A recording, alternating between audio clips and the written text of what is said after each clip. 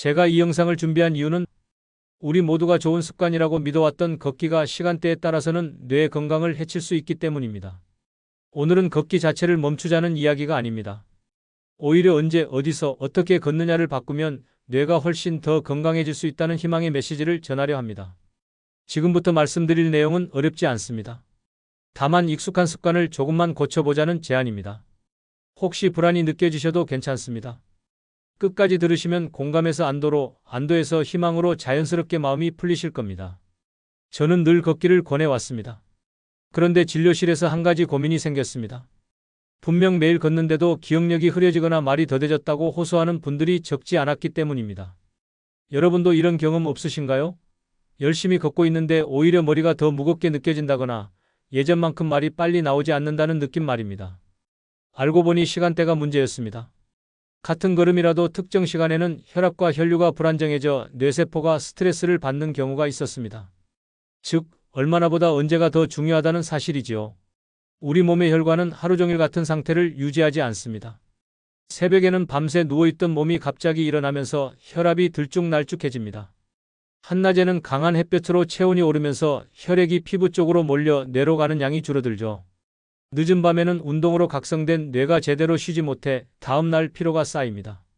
이런 시간대에 걷기를 하면 좋은 의도와 달리 뇌에는 부담이 될 수 있습니다. 특히 60대 이후에는 혈관의 탄력이 젊을 때보다 떨어져 있어서 더욱 주의가 필요합니다. 박명수님이라는 72세 어르신의 이야기를 들려드리겠습니다.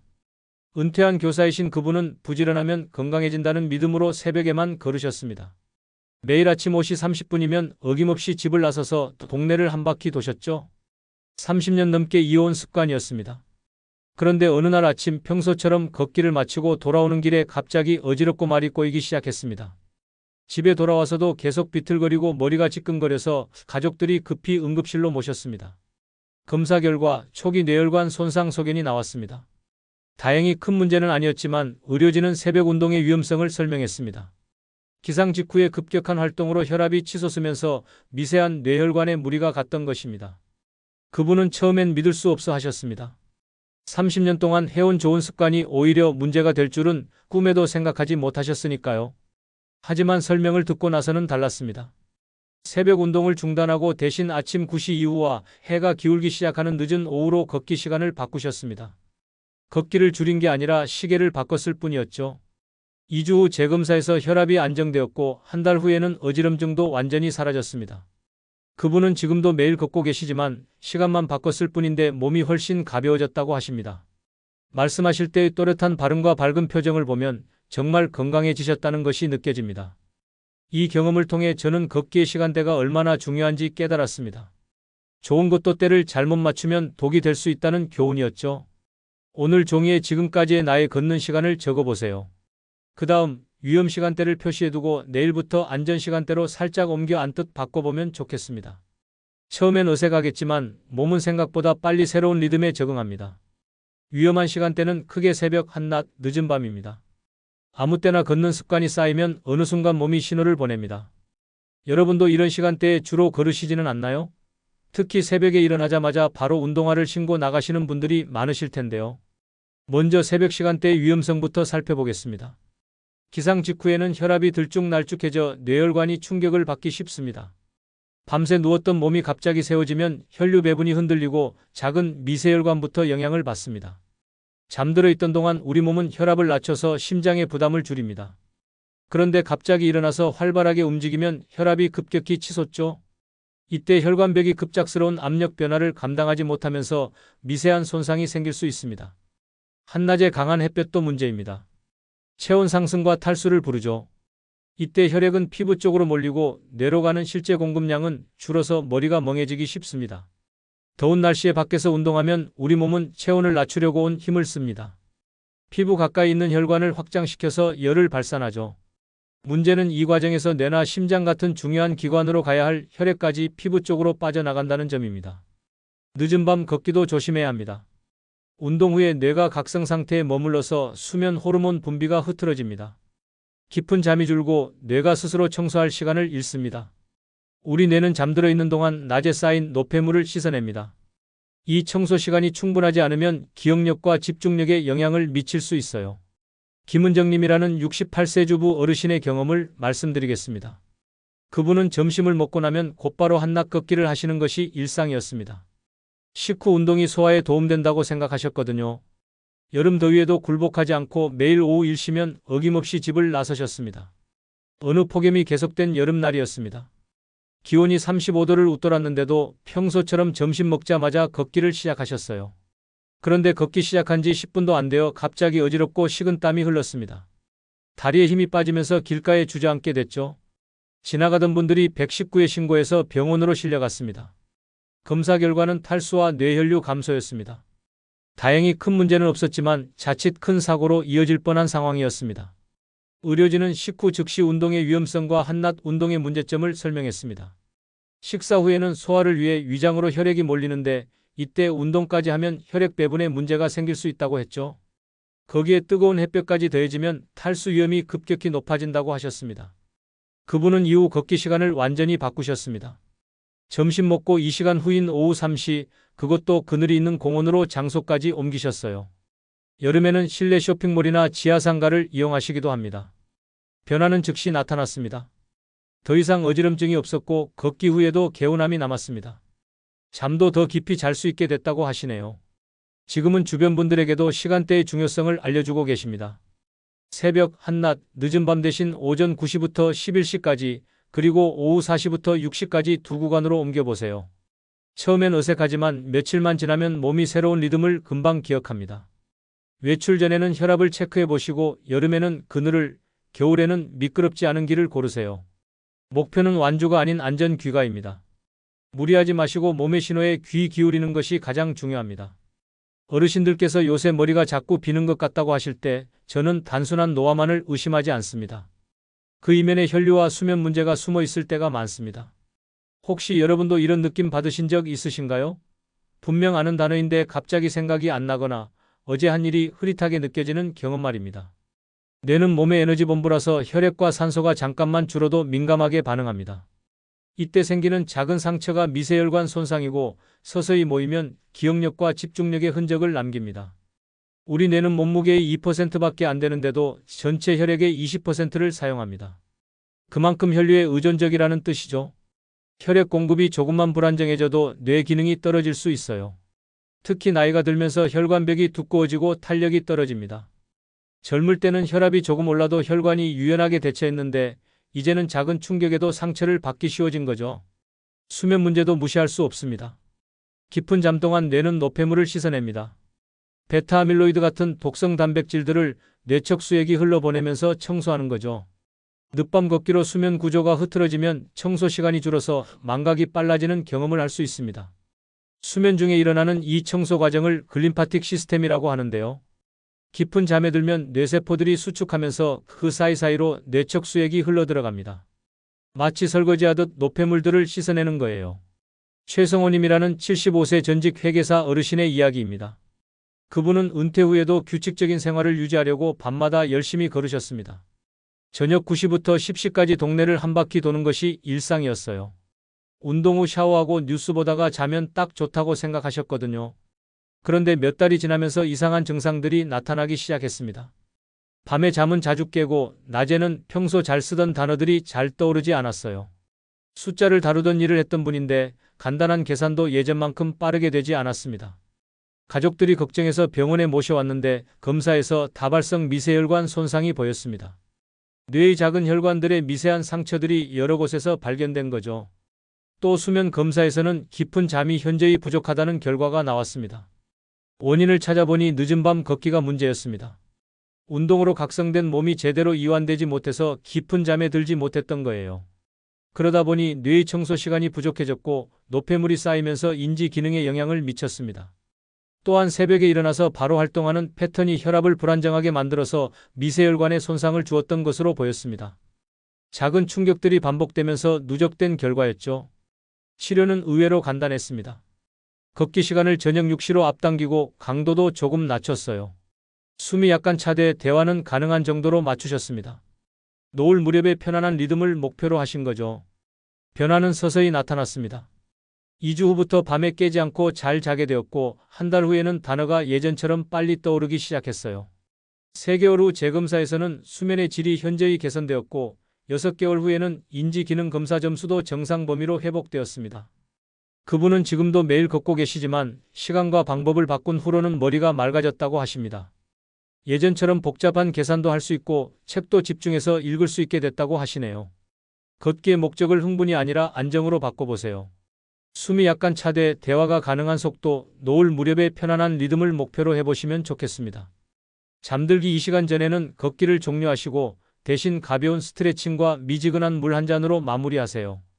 주 1회는 수면 일지를 써서 걸은 시간과 잠든 시간의 상관관계를 확인해 보시기 바랍니다. 작은 변화가 큰 개선을 가져올 수 있습니다. 좋다고 믿었던 습관 중 5가지는 반드시 점검이 필요합니다. 약 복용 직후, 식사 직후, 늦은 밤, 극한 기온에서의 걷기, 그리고 외진 곳에서 혼자 걷기입니다. 혹시 이 중에 여러분의 평소 습관과 일치하는 것이 있으신가요? 좋은 의도로 시작한 일이 오히려 건강에 해가 될 수 있다는 점이 참 안타깝습니다. 약을 드신 직후나 식사 직후에는 혈압과 혈당이 요동치기 쉽습니다. 특히 혈압약을 드신 후 바로 운동하면 혈압이 급격히 떨어져서 어지럼증이나 실신 위험이 있어요. 식사 직후에도 소화를 위해 위장으로 혈액이 몰리는데 이때 운동하면 혈액 배분에 문제가 생길 수 있습니다. 극한 기온에서의 걷기도 위험합니다. 체온 조절을 위해 뇌혈류가 불리해질 수 있거든요. 여름의 폭염이나 겨울의 한파는 우리 몸에 극심한 스트레스를 줍니다. 혈관이 수축하거나 과도하게 확장하면서 뇌로 가는 혈액 공급이 불안정해질 수 있어요. 외진 곳에서 혼자 걷기는 낙상 시 구조 지연이 가장 큰 위험입니다. 나이가 들면서 순간적인 균형 감각이 떨어지는데 도움을 요청할 사람이 없는 곳에서 넘어지면 큰 사고로 이어질 수 있습니다. 윤미자님이라는 70세 전직 간호사 어르신의 경험을 들려드리겠습니다. 간호사로 일하셨던 경험 때문에 건강관리에 대한 자신감이 있으셨어요. 식후 운동이 혈당 조절에 좋다는 것을 아셨고 그래서 식후 10분 만에 30분씩 걷는 것을 철칙으로 삼으셨습니다. 처음에는 별다른 문제가 없었습니다. 그런데 몇 주가 지나면서 걷기 중에 자주 어지럽고 손이 떨리는 증상이 나타났어요. 혈당 측정기로 재보면 수치가 들쭉날쭉했습니다. 가끔은 너무 낮게 나와서 식은땀까지 흘렀죠. 병원에서 검사를 받아보니 식후 즉시 운동으로 인한 반응성 저혈당이 원인이었습니다. 식사 후 올라간 혈당을 처리하려고 인슐린이 분비되는데 그 시점에 운동까지 하면 혈당이 급격히 떨어질 수 있다는 설명을 들었어요. 또한 소화가 제대로 되지 않은 상태에서 운동하면 위장으로 가야 할 혈액이 근육으로 분산되면서 소화불량과 어지럼증이 함께 올 수 있다고 했습니다. 간호사로 일할 때는 몰랐던 사실이었다고 하시더라고요. 치료 계획은 간단했습니다. 식후 운동 시간을 60분에서 90분 후로 미루는 것이었어요. 또 운동 전에 혈당을 측정해서 100 이하면 운동을 미루고 180 이상이어도 1시간 더 기다린 후에 시작하도록 했습니다. 변화는 놀라웠습니다. 2주 만에 어지럼증과 손떨림이 완전히 사라졌어요. 혈당 수치도 안정되었고 소화도 훨씬 편해졌다고 하셨습니다. 걷기 자체를 줄인 게 아니라 타이밍만 조절했을 뿐인데 이런 변화가 생긴 거죠. 그분은 지금도 매일 걷고 계시지만 식후 충분한 시간을 둔 후에 시작하십니다. 또 날씨가 너무 덥거나 추운 날에는 실내 쇼핑몰이나 헬스장을 이용하시고 가능하면 가족이나 이웃과 함께 걸으려고 노력하고 계세요. 걷기 전에는 소화와 약효 안정 시간을 주시고 가능하면 동행자와 함께 밝은 길을 선택하세요. 덥거나 추운 날에는 실내 트랙이나 상가 복도 같은 대체 루트를 준비해 두시는 것이 좋습니다. 체크리스트 5가지를 기억해 주세요.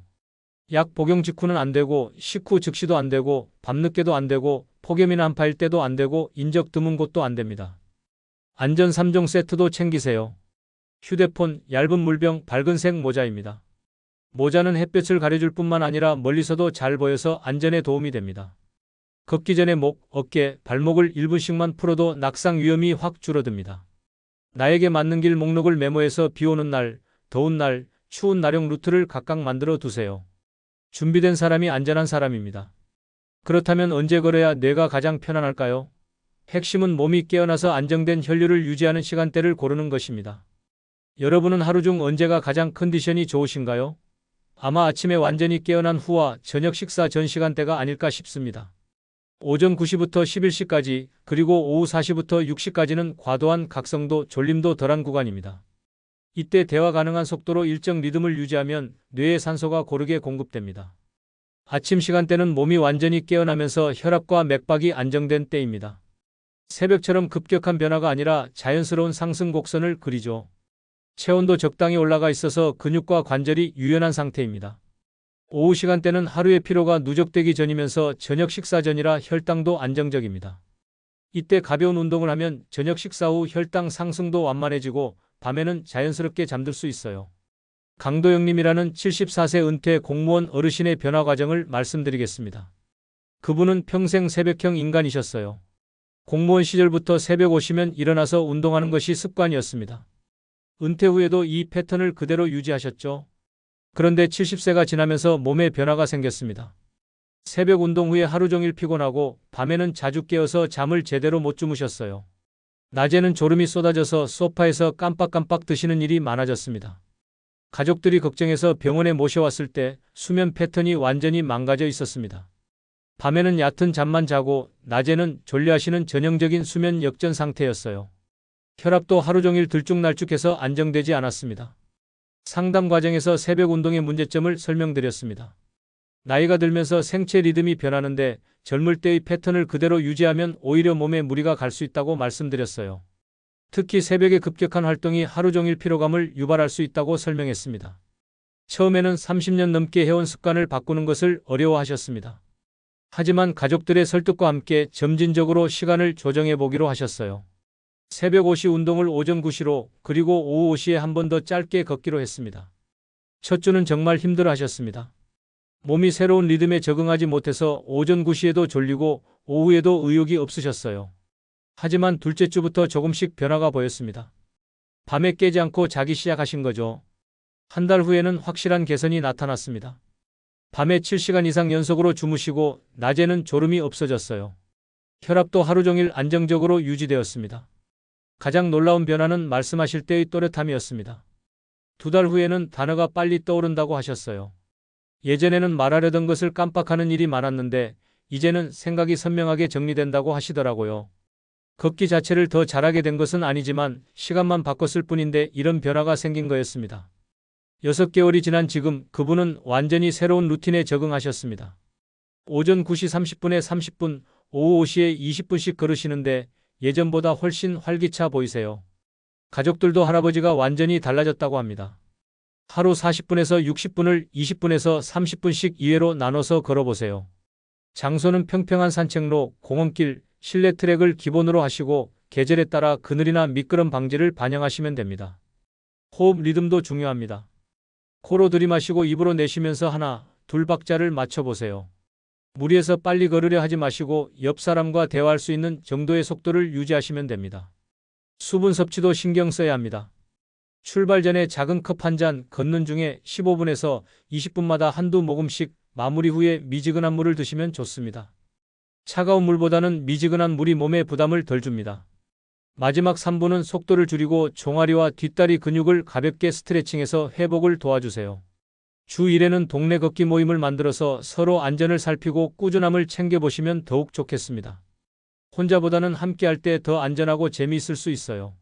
오늘 내용은 걷지 말자가 아니라 시간을 바꾸자는 제안이었습니다. 혹시 지금까지의 습관 때문에 마음이 불안해지셨다면 그 불안은 변화를 시작하라는 뇌의 신호일지 모릅니다. 내일 아침 9시 밝은 길에서 가볍게 20분만 걸어보세요. 그리고 노을 질 무렵 다시 한번 그 리듬을 이어보세요. 시간 하나 바꿨을 뿐인데 앞으로의 10년이 달라질 수 있습니다.